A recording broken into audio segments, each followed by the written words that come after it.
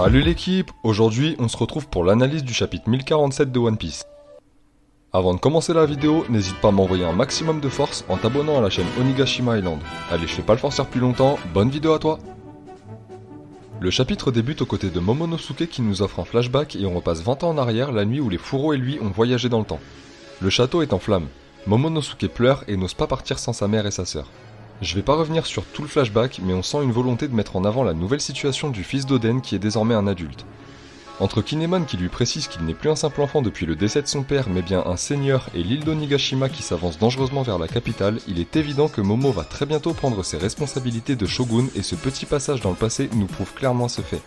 Il va devoir se comporter en homme et sauver Wano Kuni pour honorer la mémoire de ses parents et c'est ce qu'il fera durant le prochain chapitre. On enchaîne avec Luffy qui avait chopé un éclair dans le dernier chapitre. Il lance la foudre sur Kaido qui va tout simplement esquiver l'attaque et riposter directement en envoyant valser notre capitaine. Il se raccroche à l'éclair en faisant de la balançoire pour se renvoyer sur l'empereur qui va de nouveau riposter avec un bon coup de cabano en pleine tête. On sent que la créature au sang bête met toute sa force dans ses coups et il semblerait que Luffy ne soit pas invincible puisqu'il saigne légèrement suite à cette attaque qu'il a déjà encaissée à 2 reprises dans les derniers chapitres. Tout ceci est bien évidemment lié au haki et Kaido nous dit que le plus important n'est pas le fruit du démon mais bien la maîtrise à outrance des différents types de haki.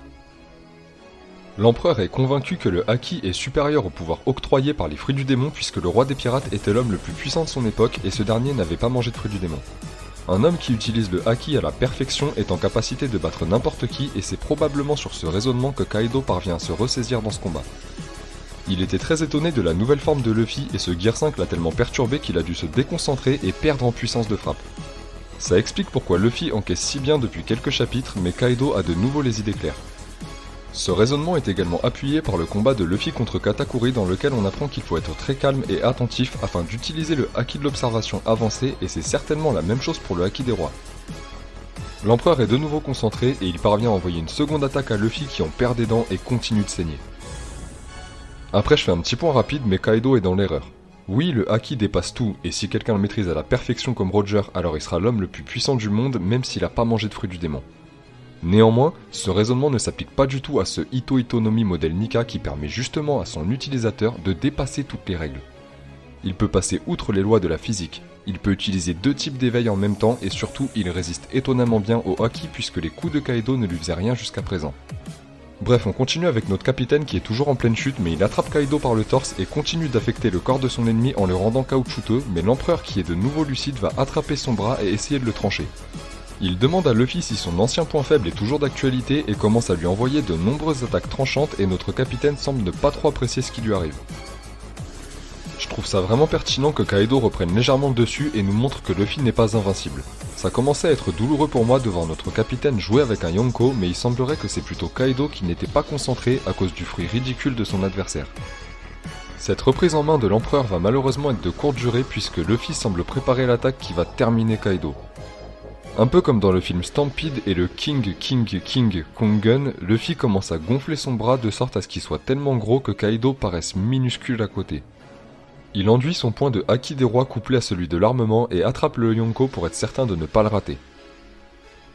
Je suis vraiment hyper hype de ce qui va se passer mais si Kaido se prend un coup pareil c'est certain qu'il va tomber. Le point de Luffy est presque aussi gros qu'Onigashima et il demande à Momo de s'activer pour déplacer l'île parce que Luffy sait pertinemment que son attaque va tout détruire sur son passage, ses alliés y compris. En tout cas on va voir ce que Kaido va faire mais c'est sûr et certain que Momo va réussir à déplacer l'île dans le prochain chapitre. Luffy est plus proche que jamais d'en finir avec le Yonko et cette attaque risque de déboîter Kaido d'autant plus que ce dernier est à bout de force selon Yamato. On conclut cette analyse avec les quelques cases sur Orochi qui s'est débarrassé du clou en granit marin. Je suis un peu saoulé par Orochi qui veut pas lâcher l'affaire, le mec est rincé, il a rien fait de la guerre si ce n'est perdre tous ses combats et prendre la fuite à chaque fois. Il sert vraiment à rien, mais on sent qu'Oda fait tout pour le garder au chaud afin que Denjiro prenne sa vengeance sur le shogun et il devrait débarquer pour sauver Komurasaki et en finir une bonne fois pour toutes avec Orochi. Bon dans l'ensemble ce scan était très lourd. Le combat de Luffy contre Kaido touche à sa fin, mais l'empereur a finalement réussi à reprendre le contrôle un court instant en faisant saigner Luffy en Gear 5. L'attaque finale de notre capitaine est vraiment impressionnante et le coup va être surpuissant. Je sais pas ce que vous en pensez, mais je ressens de l'admiration à travers les yeux de Kaido quand il fait face au point de Luffy. Il semblerait que l'empereur ait enfin trouvé l'homme qui le surpasse et qui va lui offrir une mort magnifique sur un champ de bataille légendaire. En tout cas l'équipe, c'est tout pour moi. Si vous avez apprécié la vidéo, n'hésitez pas à lâcher un like et à vous abonner à la chaîne Onigashima Island pour me donner un maximum de force. Sur ce, à bientôt.